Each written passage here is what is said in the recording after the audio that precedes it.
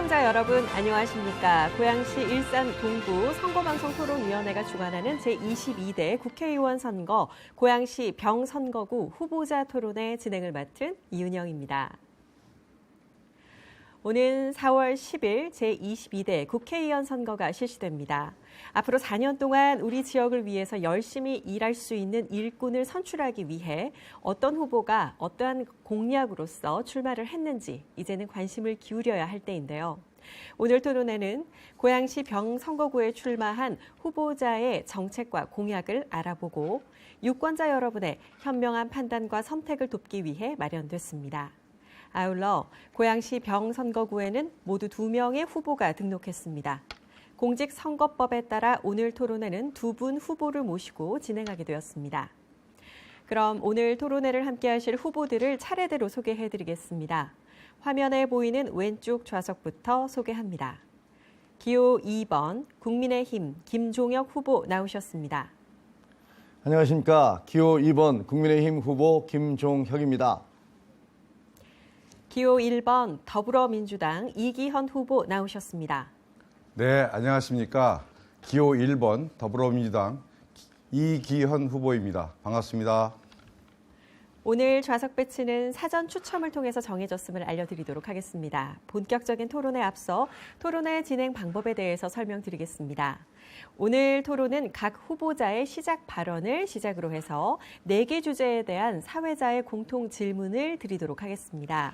이어서 후보자 공약 발표 후에 상대 후보자의 개별 보충 질문, 그리고 자유 주제로 후보자 주도권 토론 후에 마무리 발언으로 토론회가 끝이 납니다. 시작 발언과 마무리 발언 시에는 2분이 주어지고요. 사회자 공통 질문에 대한 답변과 후보자 공약 발표 후 개별 보충 질문에 대한 답변에는 각각 1분 30초씩의 시간이 주어집니다. 발언 시간은 오늘 엄격히 통제되므로 후보자들께서는 발언 시간을 준수해 주시기를 부탁드립니다. 만약 제한 시간을 초과하여 발언을 계속할 경우 사회자의 제재에 이어 마이크가 꺼지도록 되어 있으며 발언 시간은 후보자가 발언을 시작한 순간부터 기산됩니다.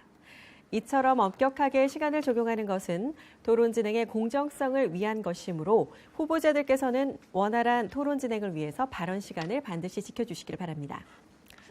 오늘 토론회에서 사회자가 드리는 질문은 고양시 일산 동구 선거방송토론위원회 전체 회의를 거쳐서 사전에 선정됐음을 알려드리도록 하겠습니다. 또한 우리 고양시 병선거구 유권자들께서 이 토론회를 통해서 얻고자 하는 것은 주민의 대표로서 후보자의 자질을 검증하고 또 정책 공약과 비전을 듣기 위함입니다.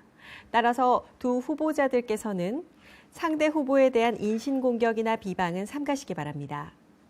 그럼 본격적으로 제22대 국회의원 선거 고양시 병 후보자 토론회를 시작하도록 하겠습니다. 첫 번째 순서로 각 후보자들의 시작 발언을 들어보겠습니다. 시작 발언 시간은 후보자별로 각각 2분씩 주어집니다. 발언 순서는 좌석 순서에 따라 기호 2번 국민의힘 김종혁 후보부터 시작하겠습니다.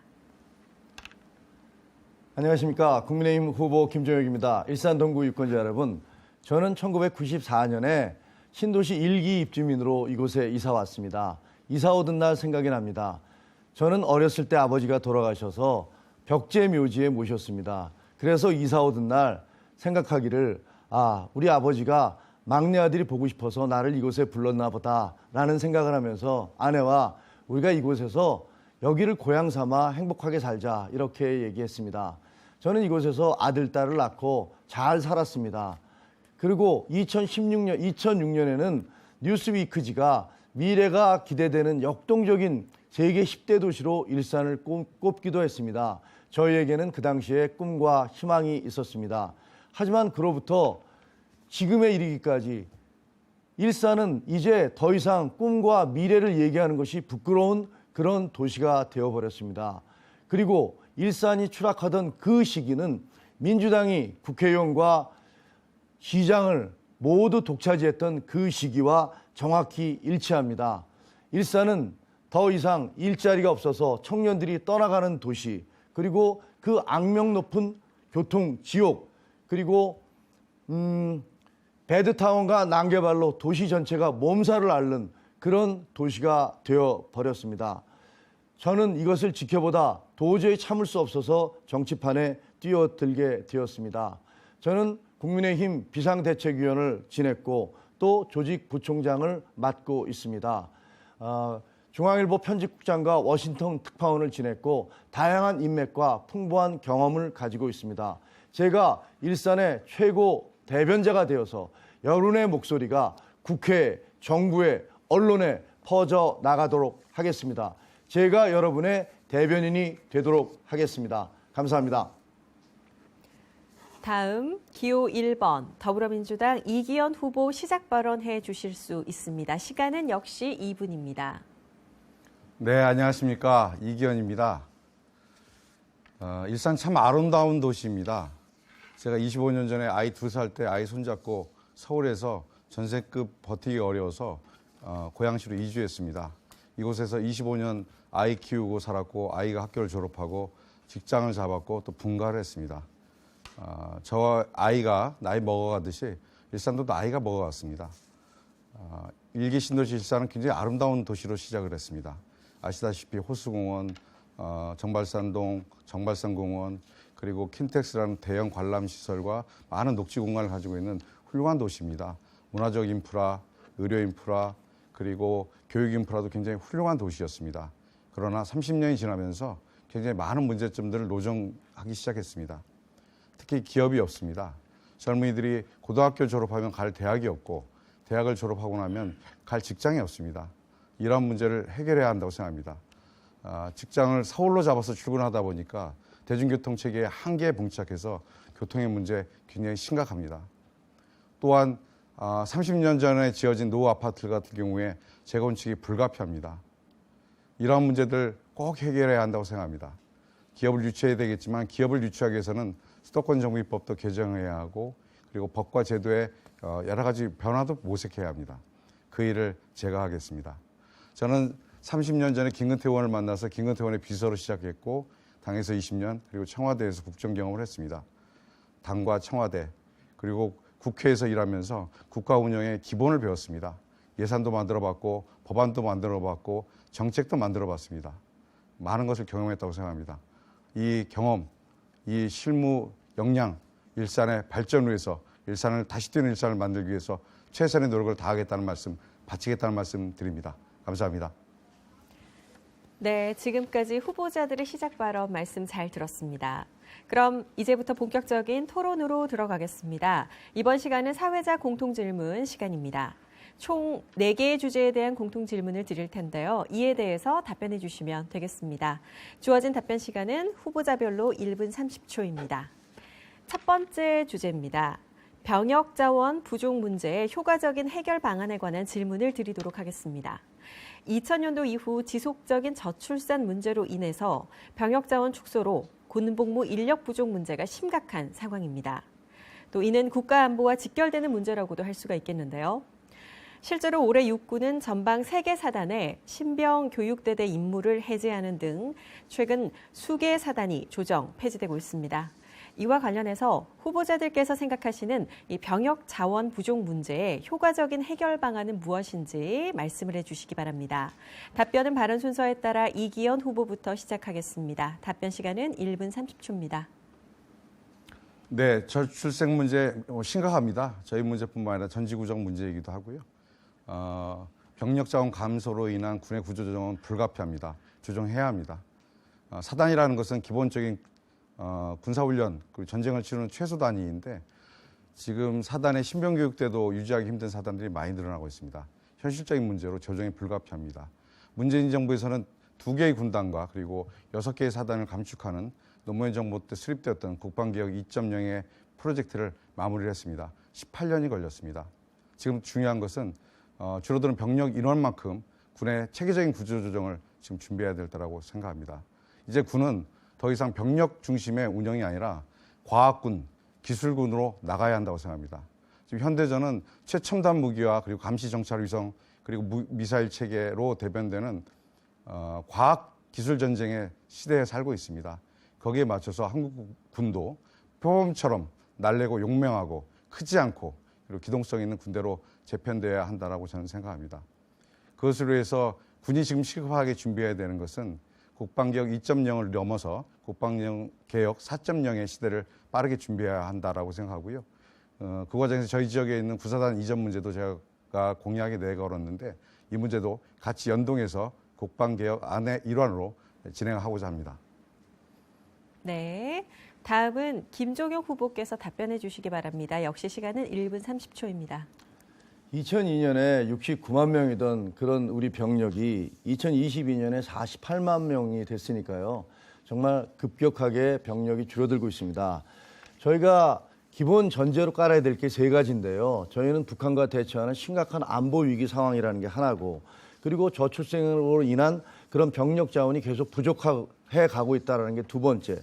세 번째로는 이제 핵시대를 맞아서 기존의 병력의 숫자로 군사력을 채점하던 평가하던 그런 시대는 지나갔다. 이 세 가지 전제가 있습니다.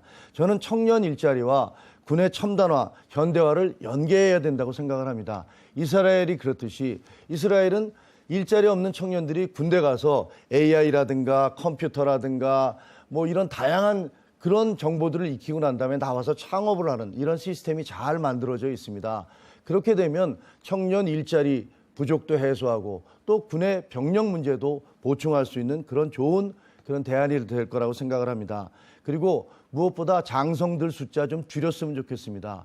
미국은 저희보다 2배 이상의 그 병력이 있는데 저희보다 3배 이상의 병력이 있는데 하지만 장군의 숫자는 2배에 불과합니다. 인구는 물론 저희보다 7배나 많아요. 장성들의 숫자 줄이고 실질적인 혜택이 사병들에게 돌아갈 수 있도록, 부사관들에게 돌아갈 수 있도록 그런 시스템 개혁을 해야만 한다고 생각을 합니다. 네, 두 분 답변 잘 들었습니다. 계속해서 두 번째 질문을 드리도록 하겠습니다. 이번 주제는 수도권 정비 계획법 등 규제에 대한 완화 및 기업 유치를 통한 발전 방안에 대해서 질문 드리도록 하겠습니다. 고양시가 배드타운의 이미지를 벗어나 자족 도시로 거듭나기 위해서는 기업 유치를 통한 산업 활성화가 필수적입니다. 그러나 현재 고양시는 정부의 수도권 정비계획법상 전 지역이 과밀 억제 권역으로 지정이 되어 있어서 기업 유치에 큰 어려움을 겪고 있습니다. 이와 관련해서 후보자들께서 생각하시는 규제 완화 및 기업 유치 방안이 있으시다면 말씀해 주시길 바랍니다. 이번 답변은 김종혁 후보부터 들어보도록 하겠습니다. 답변 시간 1분 30초입니다. 사회자가 말씀하신 대로 지금 고양시는 과밀 억제 권역 전 지역이 해당되고 있고요. 그린벨트 44%, 군사시설 보호구역이 약 36에서 38%입니다. 그래서 이런 삼중의 규제 속에서 기업과 대학과 각종 시설 유치에 제한이 있거든요. 그러다 보니까 성남에는 상장 기업이 188개나 되는데 저희는 꼴랑 3개밖에 없습니다. 자, 이것을 어떻게 해결할 것인가? 저는 일단 서울 편입을 통해서 메가시티 서울 편입을 통해서 특별법을 제정하는 과정에서 저희가 갖고 있던 각종 규제 이런 것들을 과감하게 풀어야 한다고 생각을 합니다. 하지만 이것은 서울과의 협상도 있어서 시간이 걸리니까 그 전에 올 연말에 결정되는 경제자유구역 유치를 통해서 지금 고양과 안산이 경쟁하고 신청을 했거든요. 경제자유구역을 통해서 기업들을 끌어올 수 있도록 하고 그보다 먼저 이번 상반기 중에 결정되는 바이오 국가 첨단 산업단지 이것을 반드시 유치하겠습니다. 이것은 한동훈 비대위원장도 와서 약속을 하시고 갔거든요. 저희가 집권당으로서 이것을 유치해서 일자리를 많이 늘리도록 하겠습니다. 그리고 공사가 중단된 CJ 라이브시티 아레나 공사 현장 이거 공사 재개해서요. 6만 명 이상을 수용할 수 있고 30조 이상의 그런 유발 효과를 낼 수 있는 이 공사장 빨리 완공시켜서 일단 저희들의 일자리, 돈 찾아오도록 하겠습니다. 네, 같은 질문에 대해서 이기현 후보께서 이번에는 답변해 주실 순서입니다. 역시 시간은 1분 30초 드립니다. 예, 고양시는 삼중 규제가 있습니다. 말씀드렸듯이 수정법에 대한 규제가 있고요. 그린벨트 있고 또 군사보호구역이 무려 35%가 넘게 규정되어 있습니다. 가장 핵심은 과밀 억제 구역을 제한하고 있는 수정법, 그리고 공업지구 물량을 제한하고 있는 이 수정법을 해결해야만 저희가 기업을 유치할 수 있는 틀이 있습니다.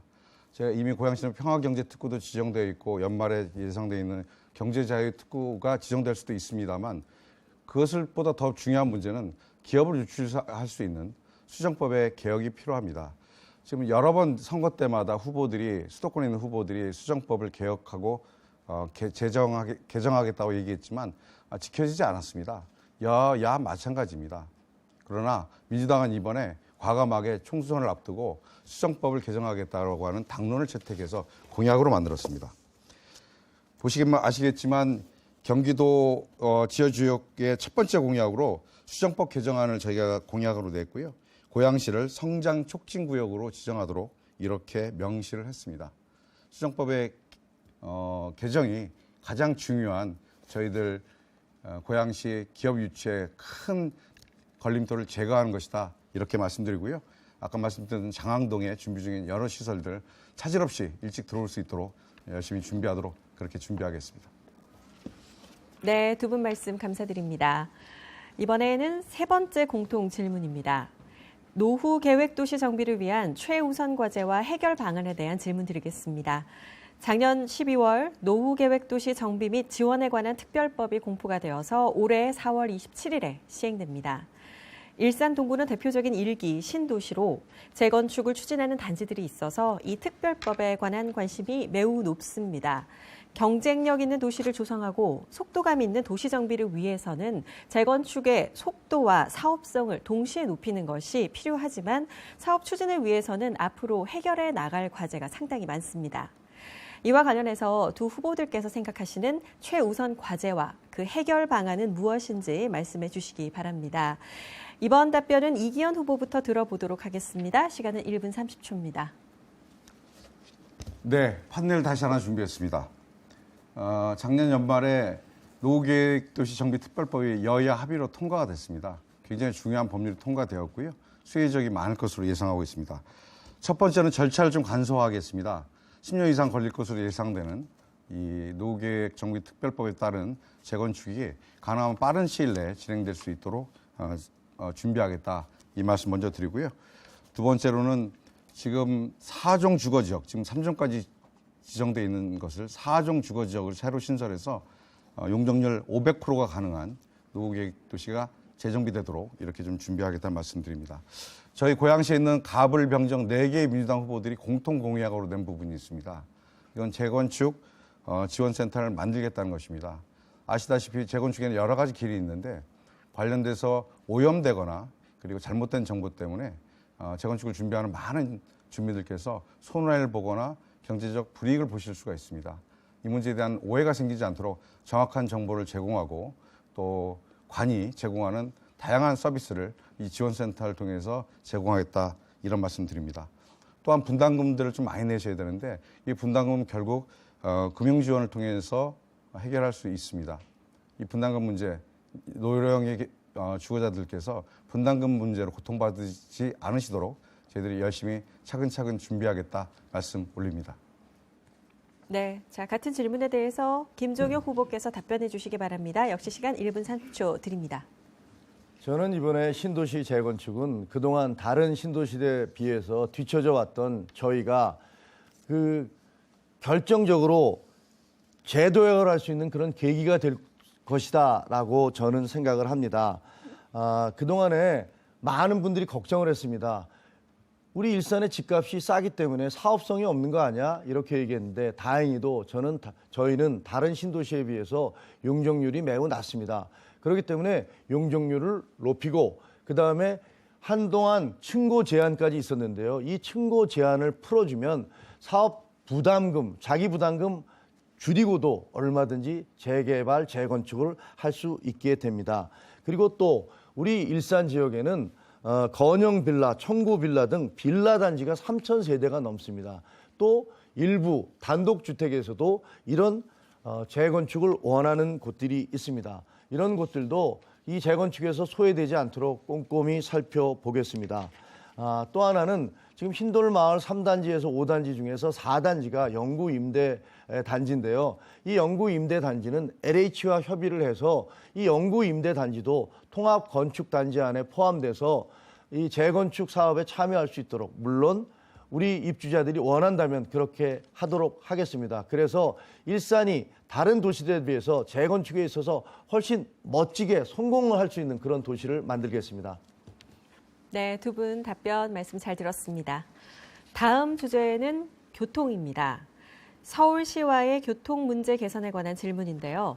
최근 경기연구원이 발간한 정책연구 보고서 출퇴근 전쟁 없는 경기터전에 따르면 고양 시민이 통근에 소요하는 평균 시간은 41분이고 60분 이상 소요되는 비율은 전체 고양시 통근 인구의 30.3%로 장시간 통근에 따른 사회적 자원의 소모가 심각한 상황입니다.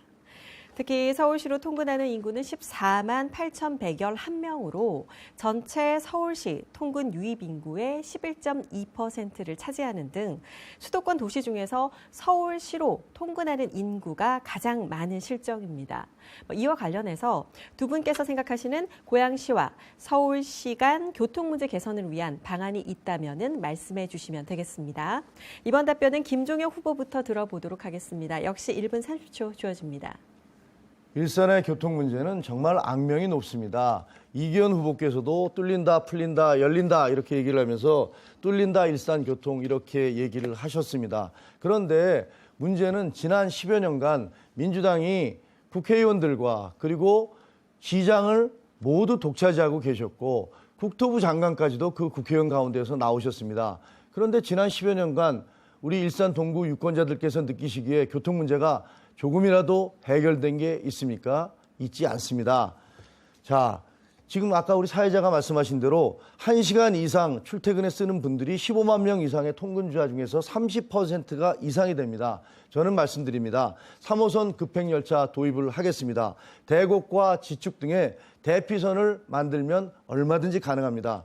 그리고 경의선 지하화는 계속 여야가 함께 하겠다고 했는데 이 복복선화를 꼭 이루어야 합니다. 그래야 서해선과 경의중앙선의 배차 간격이 단축되고요. 그다음에 KTX나 SRT도 일산 진입이 가능해집니다.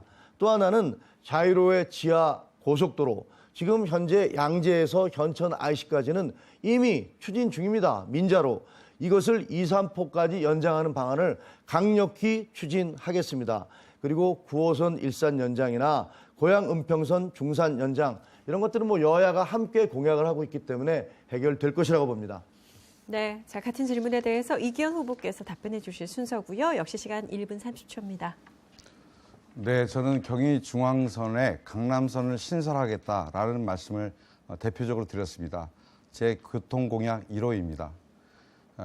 많은 직장인들이 서울로 출근하고 있는데 대부분 여의도, 광화문, 강남으로 출근하는 직장인들입니다. 가장 고통스러운 것은 강남으로 가는 저희 젊은이들, 저희 직장에 나가시는 엄마 아빠들께서 강남까지 가기 굉장히 어렵습니다. 3호선을 타고 구파발로 돌아서 강남까지 가는데 1시간 반 이상이 걸립니다. 길게는 1시간 40분, 50분 걸리는데요. 저는 경의중앙선에 집중을 해서 경의중앙선이 지금 용산역까지 가야 하게 되어 있습니다. 용산에서 위로 올라갈 때 청량망우 구간에 단선이기 때문에 교통 체증이 걸려서 더 이상 경의중앙선에 증차가 어려운 상황입니다. 저는 이미 강남에서 운영 중인 신분당선이 이제 용산까지 들어오도록 계획이 되어 있습니다.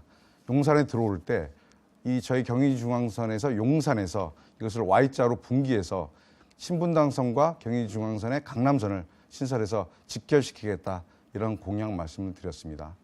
저희 젊은이들이, 저희 직장인들이 강남에 출근할 때 용산까지 가서 용산에서 신사, 그리고 강남, 양재, 분당, 판교, 광교까지 환승 없이 그렇게 출퇴근하실 수 있도록 그런 길을 열겠다. 이렇게 말씀드렸고요. 이번에 통과된 철도조합 및 철도부지 통합개발특별법이 이것의 근거가 될 것이다. 저는 이렇게 생각합니다. 네, 사회자 공통 질문에 이어 이번에는 후보자 공약 발표 후 개별 질문으로 넘어가겠습니다. 선거 때가 되면 후보자들은 다양한 공약들을 쏟아냅니다. 지금부터는 여기 나와 계신 후보자들의 중점 공약에 대해서 들어보고 또 실현 가능성이 있는 공약들인지 후보자 간의 공약 발표 후 토론하는 시간을 갖도록 하겠습니다. 공약 발언 시간은 3분이며 발언이 끝나면 상대 후보의 개별 질문과 보충 질문이 시작이 됩니다. 질문 시간은 1분씩, 답변 시간은 1분 30초씩 주어집니다. 발언 순서에 따라 공약 발표는 이기현 후보부터 들어보도록 하겠습니다. 발언 시간은 3분입니다. 네, 제가 공약한 것 중에 일산의 문화 콘텐츠를 더욱더 확장하고 그리고 활용 정정을 찍어서 세계적 문화도시를 만들겠다 이런 말씀을 좀 드렸습니다. 첫 번째는 일산 미술관의 설립입니다. 호수공원 굉장히 아름다운 공원입니다. 이 호수공원 한가운데 많은 분들이 모여서 꽃축제도 하고 그리고 고향 시민들의 휴식의 훌륭한 공간입니다. 서울 시민들도 자주 오셔서 이곳에 즐기곤 하십니다. 이 인근에 연 650만의 관람객이 오는 킨텍스가 있습니다. 그리고 세계적 규모이며 시설을 자랑하는 아람들이라고 하는 음악 공연장이 있습니다. 그리고 지금 중단돼 있습니다만 여야 정치인들이 힘을 합쳐서 꼭 관철시켜야 하는 CJ 라이브 시티가 지금 준비 중에 있습니다. 저는 이곳에 호수공원 인근에 세계적 규모의 미디어 아트 미술관인 일산 뮤지엄을 만들겠다, 일산 미술관을 만들겠다라는 공약을 드렸습니다. 이것을 통해서 일산이 갖고 있는 다양한 문화적 콘텐츠가 하나의 생태계를 만들어서 세계적 음악, 미술, 그리고 공연, 관람의 메카가 될 수 있도록 이렇게 만들겠다는 말씀을 좀 드렸습니다. 두 번째로는 평화공약입니다. 저는 구사단 이전과 그리고 군사보호구역의 축소를 말씀드렸습니다. 구사단 이전은 아까 병력수 축소에서도 나올 수 있지만 1군단 내에 1사단, 1군단 30기가 보병사단이 있다가 30기가 보병사단이 지난 창릉신도시가 만들어지면서 이제 30기가 보병사단이 없어졌습니다. 다른 사단이 통합됐는데요. 이번에 구사단이 이미 작전 기능을 현저히 상실했습니다. 풍동, 중산동, 식사동에 포위되어 있는 도심 내 한가운데 있는 아파트 내에 있는 군사보호구역으로 핵심 지역으로 막 묶여 있습니다. 작전의 수월성을 위해서도 저는 고양시 이 외곽으로 이전해서 특히 이제 1사단과의 통합이 필요하다 이렇게 말씀드렸고요. 관련해서는 군사보호구역도 대폭 20%대로 낮춰야 된다라는 말씀을 드렸습니다. 이것을 통해서 고양시의 환경 그리고 성장 그리고 휴식의 큰 패러다임을 바꿀 수 있다. 저는 이렇게 좀 주장을 하고 준비하고 있습니다. 교통공약도 아까 말씀드렸는데요. 강남선 신설도 있지만 제일 중요한 문제는 교통의 사각지대라고 할 수 있는 중산동 그리고 지금은 선거구로 조정됐습니다만 식상동, 풍산동, 제일 멀리 있는 고봉동 그리고 새로 입주하는 증산동에 많은 분들이 철길로부터 좀 멀리 있습니다. 이것들을 그래서 이분들이 버스를 타고 이동해야 되는데 마을버스에 이제 중공영화가 준비되고 있습니다만 민자로 운영되는 민간에서 운영하는 대중교통 체계들이 굉장히 경제적 어려움을 갖고 있습니다. 저는 경기교통사가 준비하고 있는 톡버스의 확대 그리고 바우처 택시의 확대 이것을 통해서 소외지역의 교통을 묶겠다, 풀겠다 이렇게 공약드렸습니다. 네, 잘 들었습니다. 그럼 김종영 후보께서 공약과 관련된 질문을 해주실 수 있습니다. 질문 시간 1분입니다.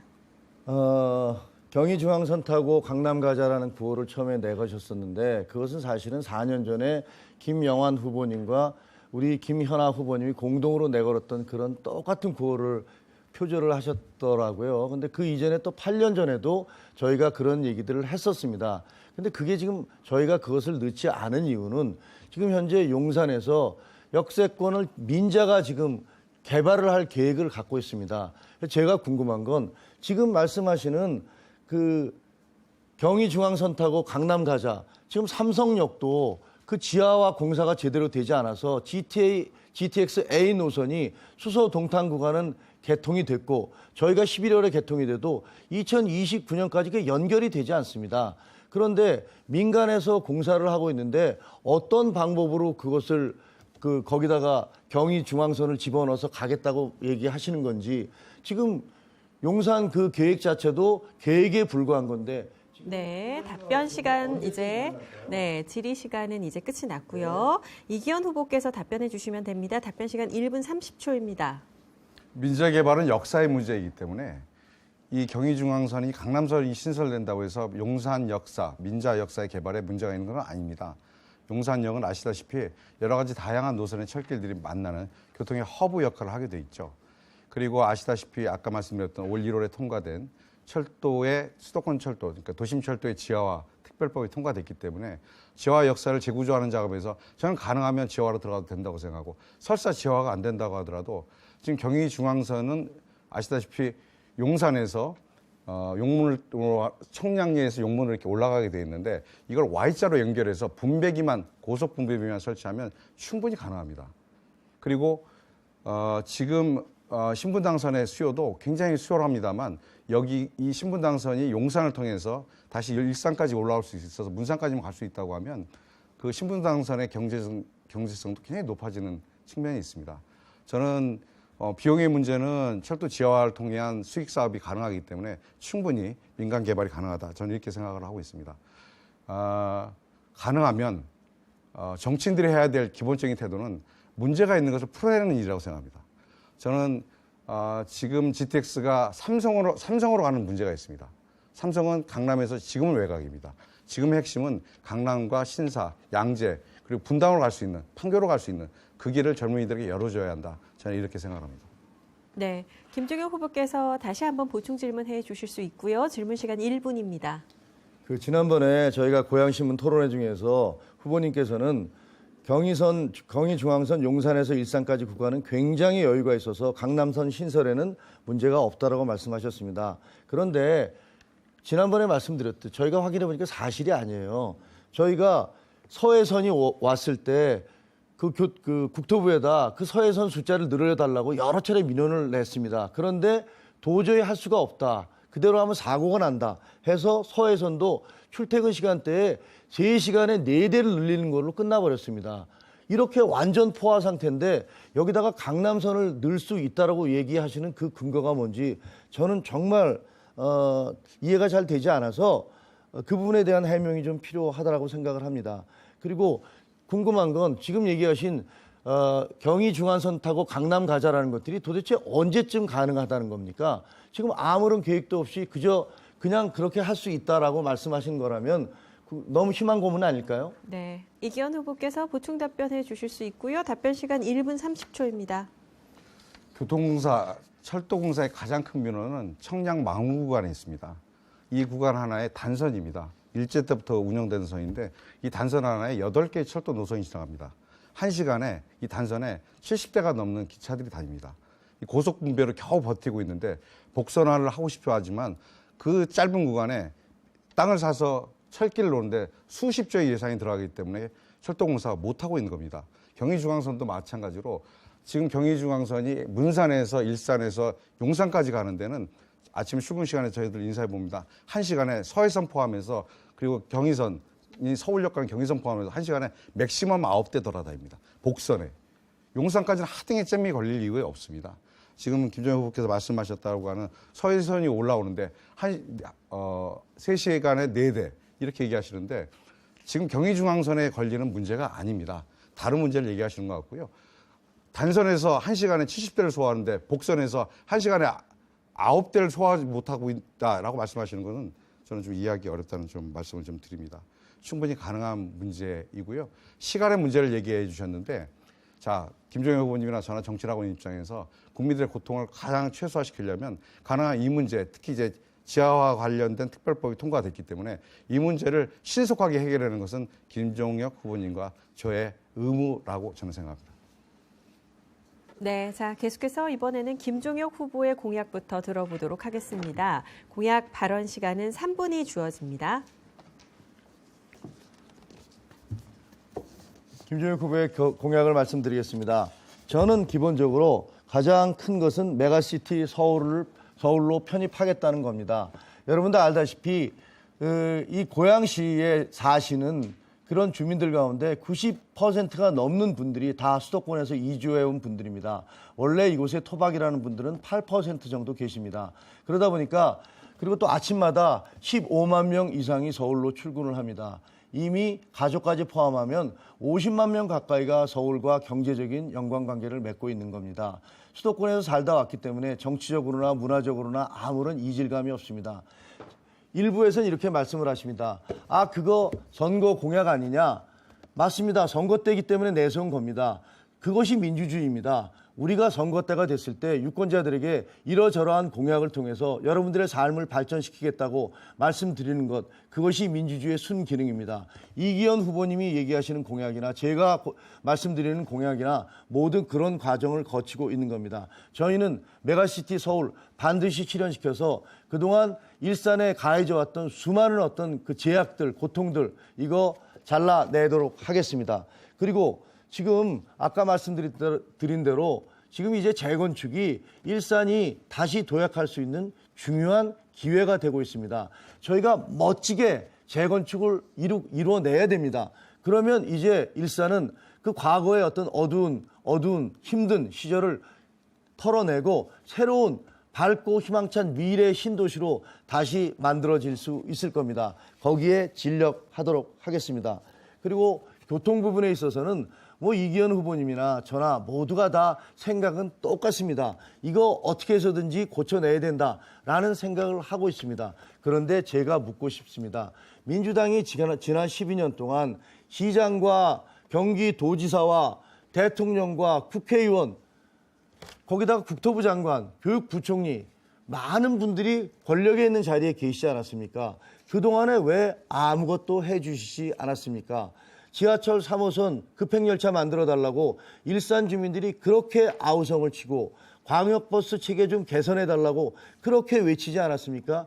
심지어는 풍동에서 후곡마을로 학원가로 가는 버스 노선 하나 좀 바꿔달라고 그렇게 외쳐서도 해주시지 않았습니다. 교통 문제 반드시 해결해야 되지만 그 교통 문제를 얘기를 하려면 그동안에 일산에서 주민들의 아우성에 아무런 대꾸가 없었던 그런 민주당의 책임도 말씀해야 합니다. 그리고 일자리 문제, 아까 말씀드렸던 대로 188개나 되는 그런 성남시에 비해서 달랑 3개밖에 없습니다. 상장사가. 기업들 여태까지 유치 안 하고 뭐 하셨습니까? 그에 대해서 답변해 주시기 바랍니다. 네, 잘 들었습니다. 자, 그럼 이번엔 이기현 후보께서 공약에 관해서 질문을 해주시면 되고요. 질문 시간 1분 드립니다. 예, 김재우 후보님 계속 서울 편입 얘기하시는데요. 윤석열 대통령께서 특례시 강화법 제정하겠다라고 엊그제 발표하셨어요. 그리고 국민의힘 중앙당은 당론도 없습니다. 저는 책임 있는 여당이라고 한다면, 책임 있는 후보라고 한다면 실현 가능한 공약을 얘기하셔야 한다고 생각합니다. 왜냐하면 유권자들은 후보들의 공약에 따라서 본인들의 경제적 처지를 개선하기 위해서 잘못된 오판을 할 수가 있어요. 저는 이런 오판을 할 수 있는 그런 잘못된 정보를 제공해서는 안 된다 이렇게 생각합니다. 대통령을 하지 않겠다고 하는데 후보는 하겠다고 하고 당은 당론도 없고 당대표라는 사람은 와서 경기 북도 분도화 그리고 서울 편입을 특별법으로 원샷으로 처리하겠다고 하는데 저는 제가 법 여러 번 만들어봤지만 도저히 그런 법이 어떻게 가능한지 저는 이해할 수가 없습니다. 이 문제에 대해서 후보님께서 어떻게 생각하시는지. 네. 자, 그럼 김종영 후보께서 이 질문에 대해서 답변해 주시면 되고요. 답변 시간 1분 30초 드리도록 하겠습니다. 저는 이기현 후보님이 말씀하신 실현 가능한 공약이 돼야 된다는 말에 전적으로 찬성을 합니다. 그런데 제가 보기에 아마 메가시티 서울은 지금 이기현 후보님께서 말씀하신 경의중앙선 타고 강남 가자. 그 공약보다는 훨씬 더 현실적인 가능성이 있을 겁니다. 왜냐하면 언제까지 하겠다는 말씀 여전히 말씀해 주고 계시지 않고 그저 우리가 열심히 하자라는 말씀만 하고 계시잖아요. 그 대통령이 특례시 강화하겠다라고 얘기하는 것은 특례시에게 부여한 80여 가지 권한이 있는데 경기도에서 제대로 주지 않습니다. 10여 개밖에 행사하지 못합니다. 그러다 보니까 아우성이 생겨나고 용인시에 가서 그런 권한을 행사하게 해주겠다라고 말씀을 하신 겁니다. 그런데 저희는 어차피 법안을 만들어야 되고 제가 당 메가시티 추진위원입니다. 저희는 당에서 법안을 만들 때 원샷법으로 만들어서 대통령이 말씀하신 그 특례시 강화의 취지 이런 것들을 받아들이고 또 서울 편입을 했을 때 우리가 어떻게 다른 규제들을 해제할 수 있을까 이런 것들까지 종합해서 법안을 만들어서 우리 일산 시민들이 원하시는 그 서울로 가자라는 그런 희망의 구호 반드시 관철시키도록 하겠습니다.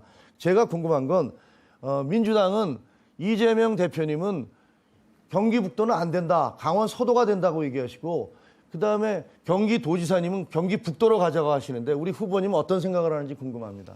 네, 이기현 후보께서 보충 질문해 주실 수 있습니다. 질문 시간 1분 드립니다. 예, 제가 그 국민의힘이 이번에 총선 공약집을 냈습니다. 중앙당에서 만든 공약집입니다. 공약집에 있는 내용을 한번 읽어드리겠습니다. 경기 남부와 북부 분도를 추진하며 경기도의 새로운 발전을 모색하겠습니다. 서울 편입 추진 중인 김포를 제외하고 경기 북부 지역 도민들의 의견에 따라서 분도를 공약으로 확정하고 세부안을 논의 중에 있습니다. 이게 국민의힘에서 만든 이번 총선 공약집입니다. 저는 이 총선 공약집과 김종혁 후보님께서 얘기하시는 가자 서울로가 어떻게 양립할 수 있는지 정말 묻지 않을 수가 없습니다. 제가 행정도 좀 봤습니다만 이건 형식상 양립 불가합니다. 서울특별시 안에 고향 특례시를 어떻게 넣겠다는 것입니까? 내용상으로도 실현 불가능합니다. 더 이상 유권자들을, 주민들을 농락해서는 안 됩니다. 네, 자, 이에 대해서 김종영 후보께서 보충 답변해 주실 수 있고요. 답변 시간 1분 30초 드립니다. 여기는 좀 오해가 있는데요. 제가 메가시티 추진위원이기 때문에 너무나 잘 알고 있습니다. 저희 당의 입장은 분명합니다. 경기 북도로 가겠다고 희망하는 그런 예를 들면 의정부라든가 그쪽에 있는 분들이 원하신다면 경기 북도로 가도록 해드리겠다. 하지만 김포는 이미 그 주민들의 의견이 가는 쪽으로 얘기가 됐지만 고양시에서는 아직 우리가 주민투표라든가 이런 것들을 통해서 의견을 결정하지 않았습니다. 그렇기 때문에 얘기를 못하고 있는 것일 뿐입니다. 만약에 고양 시민들이 우리는 서울로 가겠다고 결정을 한다면 저희는 반드시 서울로 가게 될 것입니다.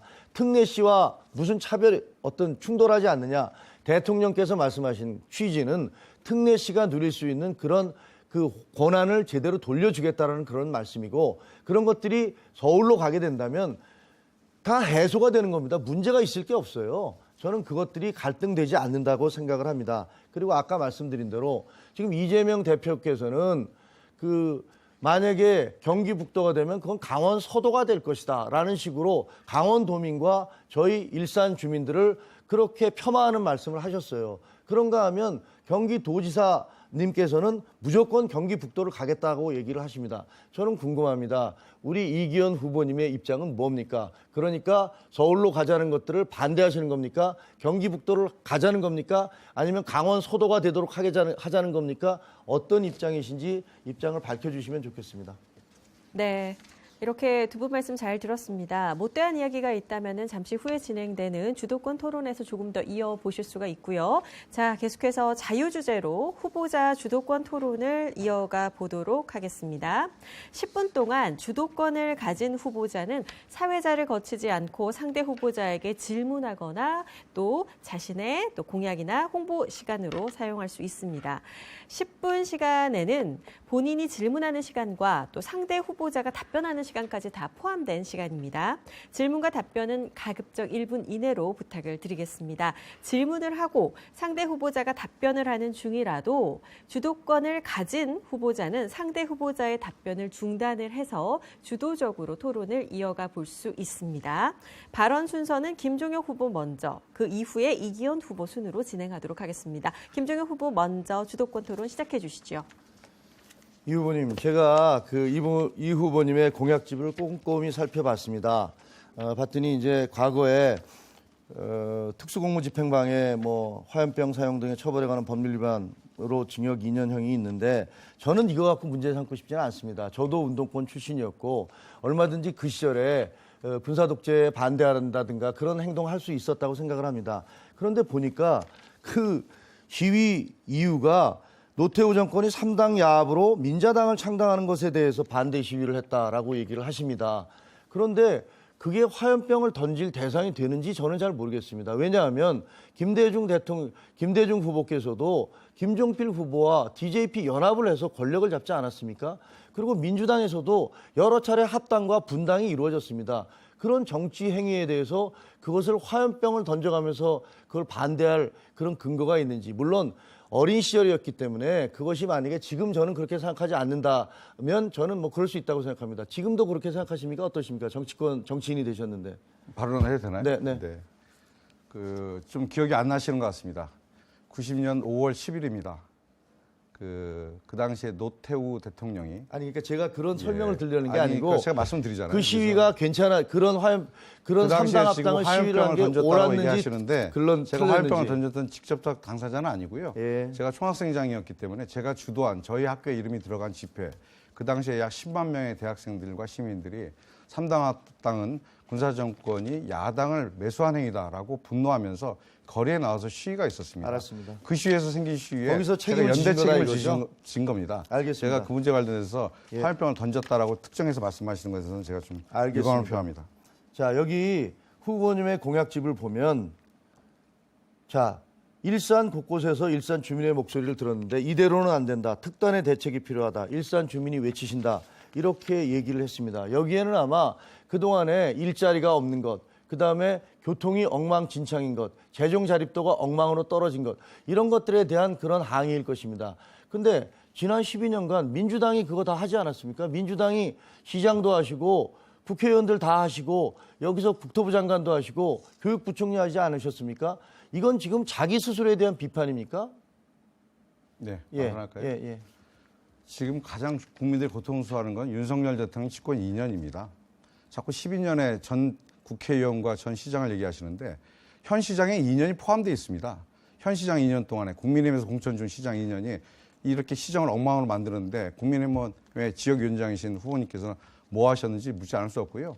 윤석열 대통령이 민생이 이렇게 엉망으로 파탄 지경에 빠질 때 비대위원도 하시고 책임 있는 당의 당직자도 하셨는데 2년 동안 윤석열 대통령에게 항의하신 적이 있는지 반성하라고 국정운영의 기조를 바꾸라고 촉구해 본 적이 있는지 물어보고 싶습니다. 알겠습니다. 저는 뭐 여러 가지 저 나름대로의 페이스북이나 이런 것들을 통해서 국정기조에 대해서 잘못됨을 비판을 해왔는데요.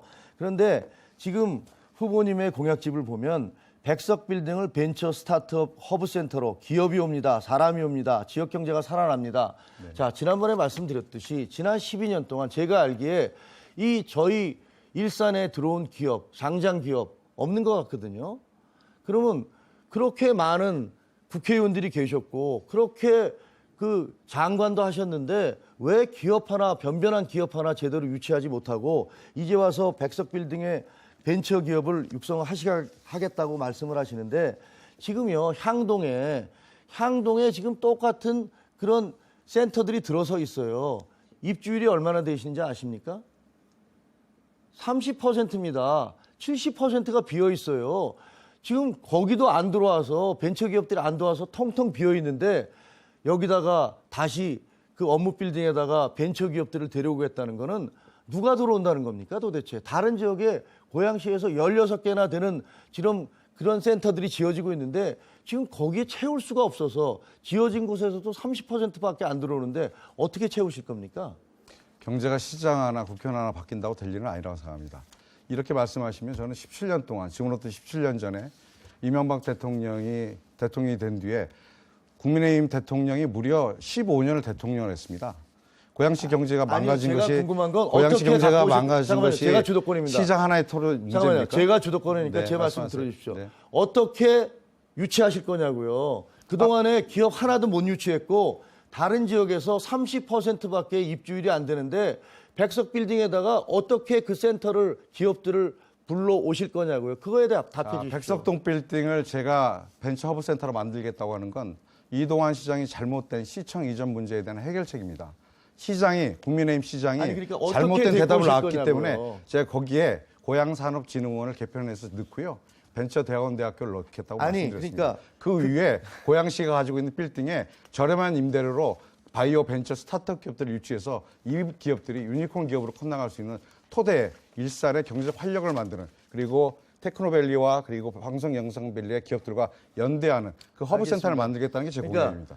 그 데려오실 기업들을 유치할 구체적인 계획은 없으신 거잖아요. 그냥 말씀만 있으신 거잖아요. 근데 그리고 이미 16개나 되는 건물이 고양시 내 완공 예정이고 향동지구 지식산업센터의 입주율이 30%밖에 안 되는데 아무튼 데려오겠다. 알겠습니다. 고양 그다음- 지식산업센터는 알겠습니다. 개인 거고요. 예, 제가 예, 말씀드린 일산 백석동 빌딩의 소유주는 고양시입니다. 알겠습니다. 고양시가 충분하게 유치할 수 있는 낮은 임대로 가능하고 교통 인프라와 그리고 교육 재교육기관 그리고 지능기관까지 다 넣겠다. 이 말씀을 제가 공약으로 드린 겁니다. 알겠습니다. 자, 구사단 이전하시겠다고 네. 얘기했습니다. 근데 저도 정말 이전했으면 좋겠어요. 네. 그래서 그 땅 저희가 썼으면 좋겠어요. 네. 근데 이거 사단이 이전하려면요. 국방부 중장기 계획 이전이 있어야 됩니다. 이전 네. 결정이 있어야 됩니다. 아시잖아요. 그렇습니다. 아니면 지자체가 기부대 양해를 해야 됩니다. 네. 제가 확인해 봤더니 어디도 그게 없어요. 국방부의 중장기 계획에 아무것도 들어가 있는 게 없어요. 그러면 앞으로 중장기 계획이 짜진 뒤에도 10년, 15년이 걸려야 되는데 구사단 어디하고 협의하셨습니까? 구사단 국방부하고 제가 연락을 해봤더니 그런 계획 전혀 없다는데 구사단을 이전한다는 건 무슨 근거로 얘기하시는 겁니까? 작년에 윤석열 정부 집권 1년 후에 발표한 국방개혁 4.0을 좀 참조해 주셨으면 좋겠습니다. 네, 거기 어떻게 되어 있습니까? 거기에 보면 군 병력 축소에 따른 군 부대 구조개혁을 신속하게 추진하겠다는 내용이 있었고요. 알겠는데요. 그 내용을 가지고 지금 안을 짜야 되는 건 윤석열 정부가 책임 있게 할 아닙니다. 아니, 그런데 아직 윤석열 정부가 그 계획에 대해서 말만 꺼내놓고 신속하게 처리하고 있지 않는 겁니다. 아니, 아까 그게 구사단은 아니잖아요. 병력 축소의 문제에 대해서 군이 이 문제를 해결하지 못한다면 군의 안보에 구멍이 생기는 것입니다. 그러면 빨리 신속하게 준비해야죠. 잠깐만요. 후보님께서는 그 구사단에 대한 것 구체적인 건 없지만 그게 전체적으로 병력 축소에 따라서 이전을 할 계획이 있다라고 하니까 거기다 그냥 구사단을 집어넣어서 구사단을 옮겨야겠다라고 그렇게 공약으로 시민들에게 발표하신 거예요? 구사단 이전이 왜 그렇게 그 이전이 그런 문제에 포함되는지 저는 이해를 할 수 없고요. 뭐가 구사단 포함돼요? 이전 문제는 1군단 산하의 1사단과 2구사단 그리고 30기가 보병사단 중에 내용적으로 정리되어 나가고 있는 과정에서 구사단은 이제 작전 능력이 현저히 떨어집니다. 알겠습니다. 작전 계획 그러니까 변경해서 제가 국방계획 안으로 포함 군사적인 능력을 묻는 게 아니라 후보님께서 내신 공약의 적절성, 현실성 그리고 그것들을 검토해 봤는지 여부를 가장 현실적인 여쭤보는 공약이라고 겁니다. 생각합니다. 구사단이 이전하지 않고 1사단이 이전하겠습니까? 아니 그게 그러니까 희망사항이시라는 거잖아요. 아니 지금. 희망사항이 아니라 주민들을 위해서 국가를 위해서 해 군부대 축소된다면 가능하면 합리적인 기준을 통해서 알겠습니다. 특히 도심에 들어와 있는 사단은 꼭 빼야 된다. 저도 저는 그렇게 이렇게 생각합니다. 네. 근데 그 후보자님은 지금 그 우리 고양시가 서울로 가는 거에 대해서 반대하시는 거죠? 자, 행정구역 개편은 가장 중요한 원칙은 주민의 편익입니다. 알겠습니다. 그러니까 주민의 반대하시는 편익이 거죠? 원칙이잖아요. 그러면 아니 정치적 경기 구호로서의 정치적 구호로서의 이전은 국민들을 주권자들을 아니, 그러니까 주민들을 우롱하는 아니, 짓입니다. 제가 그런 공약 내시면 안 여쭤보잖아요. 돼요. 가자 서울을 아직도 하시면 아니 어떡합니까? 그러니까 경기 북도는 찬성하십니까? 경기 북도의 분도의 문제는 주민 투표가 남아 있습니다. 주민들이 결정하는 대로 가는 겁니다. 그러면 논리 모순이잖아요. 경기 북도는 주민들의 투표에 의해서 권리에 따라 가고 그럼 메가시티 서울은 주민들이 원하면 안 갑니까?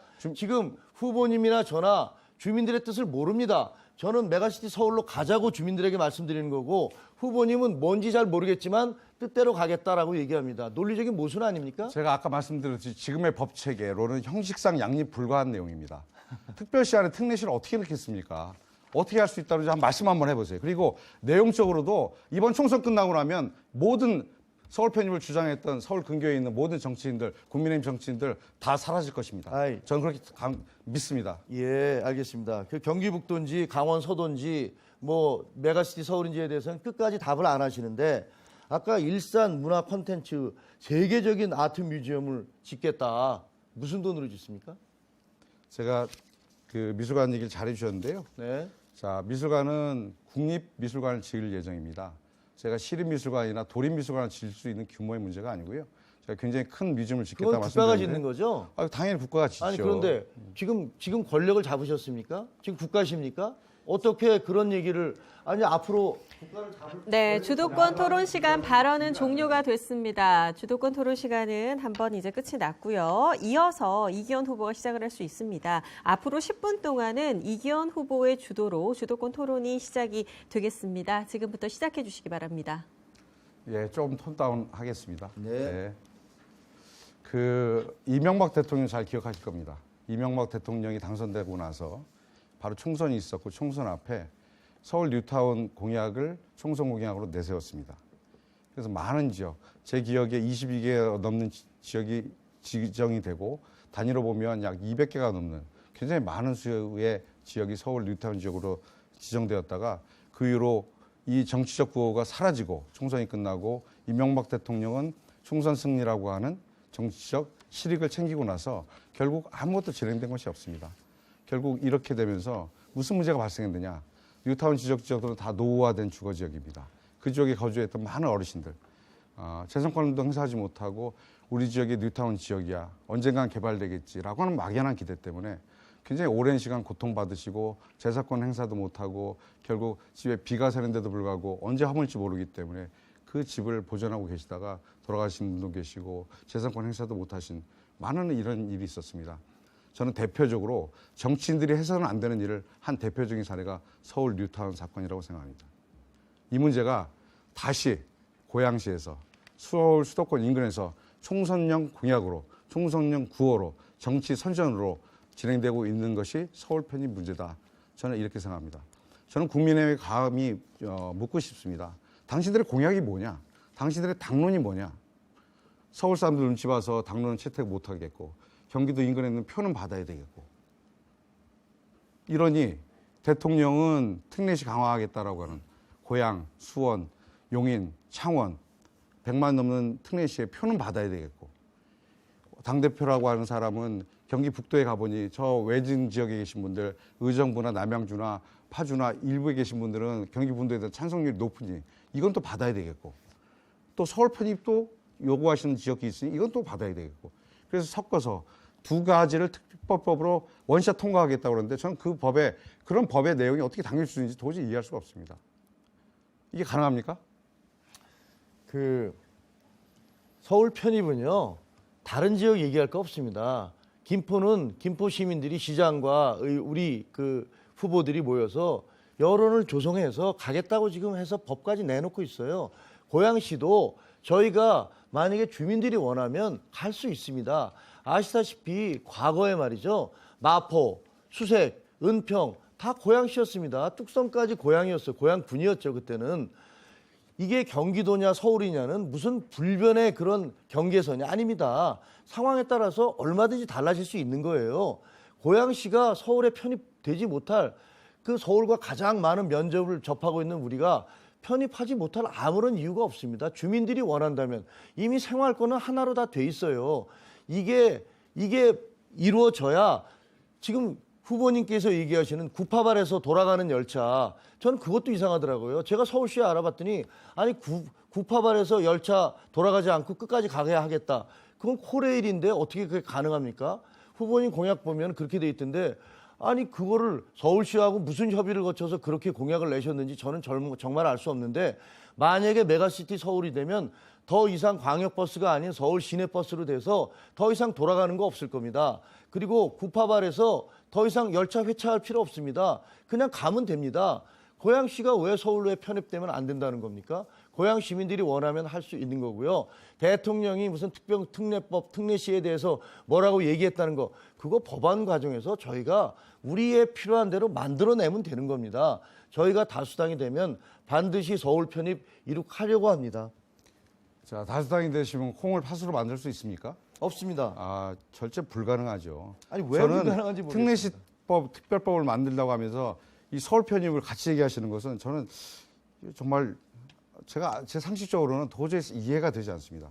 그리고 아까 후보님 말씀하시는데 말씀하셨던 것 중에 저희 시민들께서 가장 어려운 것이 3호선을 타고 구파발역에서 내려야 하는 경우가 많습니다. 대화까지 가는 노선이 있는데 물론 이제 재정의 문제 때문에 또 서울 도시철도공사가 운행하는 구파발 구간이 있고 그 위에는 코레일 국토부에서 운영하는 구간이 있죠. 이 문제 때문에 내려서 갈아타야 하는 어려움이 있습니다. 저도 강남 출퇴근하면서 항상 내려서 갈아타는 어려움이 있어서 그때 피곤해 죽겠는데 이걸 좀 또 내려서 5분, 6분, 7분 앉았는데 다시 타보니 서서 가야 하는 이런 좀 어려움이 있습니다. 이 문제에 대한 유권자들 또 국민들의 바람이 있었기 때문에 저는 이 문제는 코레일은 국가가 운영하는 것입니다. 서울철도공사는 굉장히 재정 적자가 악화되어 있습니다만 코레일이 이 문제에 대해서 일정하게 감당할 수 있는 재원을 만든다면 충분히 가능한 것이라고 생각하고요. 장기적으로 보면 이 3호선이 결국 대화에서 끝내는 것이 아니라 더 위로 연장할 수 있습니다. 연장하는 과정에서 기지창 이전 문제도 고려할 수 있다. 그래서 원칙적으로 이 문제를 해결할 수 있다는 말씀을 드리고요. 하나 드리면 제가 후보님 말씀하신 것 중에 참 공약집에도 말씀하시니까 UAM이라는 게 있습니다. 이게 도심항공교통이라는 것인데요. 앞으로 이제 미래교통수단이죠. 그래서 장항동에 일산에 버티포트, 그러니까 UAM 포트를 만들겠다라는 공약을 주셨는데 저 되게 하고 싶었어요. 개인적으로도 미래항공 관심이 많은 사람이어서. 근데 아시다시피 국토부가 이미 발표한 내용이에요. 여러 번 발표했고 그 실증 노선까지도 도표화해서 이미 오래전에 이렇게 하겠다고 발표했습니다. 저는 사실 이 공약에 늘려다가 참았는데 UAM 포트는 버스 정류장입니다. 터미널을 만들고 싶었습니다. 지금 터미널은 인천공항과 김포공항 이 두 군데에만 터미널이 만들어집니다. 향후 UAM이 항공우주산업이 활성화될 때 고양시, 한강 이북에서의 최대 대신 고양시에 이것의 터미널을 만들어야 되겠다.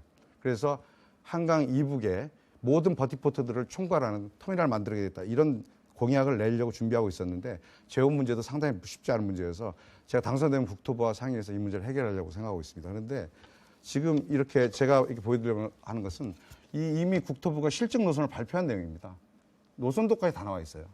그런데 후보님께서는 이걸 본인이 당선되면 하시겠다라고 얘기하시는데 저 이해가 안 되더라고요. 또 하나는 수상버스를 얘기하시더라고요. 이따 답변을 이렇게 드리겠습니다. 수상버스 이미 오세훈 서울시장이 한강에 수상택시를 이미 여러 번 시도했다가 실패한 내용들입니다. 수상버스를 공약집에 딱 넣으셨는데 저에게는 신곡보가 있어요. 행진대교 밑에 보가 있습니다. 한강은 거대한 호수입니다. 잠실 수중보와 신곡보로 전두환 정권 때 이 한강을 개발하면서 만든 거대한 보가 있어서 저희가 도저히 보를 타고 올라갈 수 없습니다. 수상버스가 기술적으로 가능한 문제인지에 대해서 묻지 않을 수 없습니다. 공약을 만들 때 이미 실패한 공약 그리고 현실 가능성이 없는 공약에 대해서는 재고해 주셨으면 좋겠는데 이런 것들이 잘못하면 유권자들이 오판하시거든요. 지금 어떻게 하겠다는 거지? 그럼 보를 허무나? 이런 얘기 하실 수 있습니다. 이 문제에 대한 답 없이 한 줄만 쓰셨던데 적어도 실패한 공약 그리고 현실 가능성이 현저하게 떨어지는 공약에 대해서는 적어도 부대 의견이라도 달아서 이 문제는 이렇게 해결했습니다 라고 하는 말씀을 좀 주셨어야 일산 주민들에게 혼돈을 드리지 않는 일이 아니었을까 이렇게 생각합니다. 저희가 그 부분에 대해서 잠실보도 있고 신곡보도 있잖아요. 수중보 때문에 그게 가능하겠냐 저도 물어봤습니다. 그리고 거기에 대해 전문가들의 자문을 받았어요. 지금 기술로는 조치를 취하면 얼마든지 가능하다. 얼마든지 잠실에서부터 여의도를 거쳐서 그게 우리 킨텍스 있는 데까지 가고 그리고 지금 아라뱃길을 통해서 인천 북한까지 가는 것이 그래서 물류의 혁명을 이루고 교통의 혁명을 이루는 것도 얼마든지 가능하다는 그런 기술적인 답변을 저희가 들었어요. 제 주도권이니까요. 예. 자, 그러면 운하를 만들지 않으면 불가능합니다. 운하. 그러니까 배가 이 수상버스도 배잖아요. 배가 올라오려면 물의 높이 차이를 극복하려면 결국 운하를 만드는 수밖에 없습니다. 운하인데 한강에 운하를 만들 수가 있나요? 이미 이명박 다 실패한 얘기 아닙니까? 그리고 기술적으로 충분히 가능하다고 한다면 기술적으로 무엇이 가능한지 말씀을 주셔야죠. 지금 전문가들이 가능하다 하니까 가능하다. 이렇게 말씀하시는 건 책임이 있는 정치인의 자세가 아니라고 생각합니다. 저는 적어도 아니라는 것도 증명하지 못하시잖아요. 지금 아니 신곡보가 있는데 저는 증명했잖아요. 보를 어떻게 배가 뛰어넘죠? 그럼 보를 허무나요? 보를 서울 만약에 신곡보를 허물면 한강은 모래톱이 됩니다. 다 아시겠지만 강수량이 많지 않은 날에는 한강은 걸어서 건너갈 수 있을 정도로 굉장히 낮은 땅이 되어버립니다. 자, 그럼 배는 운행할 수 있나요? 저는 기술적으로 제가 왜 불가능하다고 얘기하는 증명을 대라는데 신곡보가 그 증거죠. 신곡보를 버스가 점프해서 넘어갑니까? 그렇게 과학적으로 증명되지 않은 말씀하시면 안 돼요. 과학을 얘기하시는데 버티포트를 통해서 이 쉽게 얘기하면 나르는 그런 택시 아닙니까? 아니, 수중버스는 나름 버스 아니 버스가 그거는 아니잖아요. 가능하고 배로 가는 버스 아닙니까? 신곡보나 이런 쪽에서 다른 장치를 만들어서 물의 수위를 높여서 통과할 수 있도록 하는 거는 그게 기술적으로 운하라니까요. 불가능하다는 건 운하라니까요. 그거는 네, 자 이것으로 해서 주도권 토론은 이제 시간이 종료가 됐습니다. 열띤 토론을 해주셨는데요. 두 분의 정책과 견해를 한 자리에서 살펴볼 수 있었던 오늘의 토론 이제 마무리할 시간입니다. 마지막으로 유권자들께 드릴 당부의 말씀이나 미처 전하지 못한 이야기가 있다면 마무리 발언 때 해주시면 되겠습니다. 마무리 기회 드리겠습니다. 주어진 시간은 각각 2분씩 드리고요. 먼저 이기현 후보부터 말씀을 들어보겠습니다. 시작해 주시죠. 네, 저 이기현입니다. 일하면서 살아왔습니다. 일을 만들면서 살아왔습니다. 그렇게 30년 가까이 정치권에서 현장에서 뛰면서 법도 만들고 예산도 만들고 선거도 치르면서 싸우면서 살아왔고 대한민국을 위해서 살아왔다고 생각합니다. 그 과정에 상처도 있었고 영광도 있었습니다. 평론하면서 살지 않았습니다. 일하면서 살았습니다. 언론에 나올 일도 없었고 골방에서 항상 일하면서 새벽에 출근했고 또 밤늦게 퇴근했습니다. 일산에서 만원 버스 타고 새벽에 나갔고 지하철 타고 출근했습니다. 여의도로 광화문으로 청와대로 출근하면서 30년 청춘을 보냈습니다. 이제 일할 수 있는 준비가 되어 있다고 생각합니다. 윤석열 정권의 2년 참을 수가 없습니다. 국민들을 무시하는 정권입니다. 경제가 엉망입니다. 아무도 책임지지 않습니다. 세계 경제가 어려우니 대한민국 경제가 어려운 것은 당연하다라고 하는 것 같습니다. 저는 도저히 용납이 안 됩니다. 국정의 운영의 최고 책임자는 국가를 책임져야 합니다. 국민의 안전과 생명을 책임져야 합니다. 지금 2년의 집권 과정에서 본 윤석열 정권의 태도는 국민의 안전, 국민의 생명권, 국민의 재산권은 관심도 없는 것 같습니다. 저는 이 문제 꼭 해결해야 한다고 생각합니다. 누가? 정치인이 해결해야 합니다. 어떤 힘으로? 국민들이 부여해 주신 표의 힘으로 그렇게 해야 된다고 생각합니다. 그 일을 꼭 해내고 싶습니다. 서두에 말씀드렸듯이 일산은 굉장히 아름다운 도시입니다. 살면서 만족하면서 살았습니다. 부족한 부분이 있지요. 채워나가겠습니다. 채워진 것은 더 채우고 부족한 부분은 만들어서 더 채워나가서 일산을 세계적 문화도시, 의료선진도시, 교육도시, 번성하는 도시로 꼭 만들어내겠습니다. 네. 자, 계속해서 김종혁 후보께서 마무리 발언을 해주시고요. 역시 시간은 2분 주어집니다. 일산 동구 유권자 여러분, 김종혁입니다. 지금 이기현 후보께서 저를 좀 비판하신 것 같습니다. 평론가로 살지 않았습니다. 라고 얘기하는 게 아마 저를 얘기하는 것 같은데 그렇습니다. 저는 평론가로도 살았습니다. 한평생 기자를 하면서 열심히 살았습니다. 워싱턴 특파원도 했고요. 청와대 출입기자도 했고 편집국장도 했고 그 다음에는 방송사로 가서 앵커도 하고 계열사 대표도 하고 또 신문사에 있을 때 마케팅 본부장으로 경영 수업도 쌓았습니다.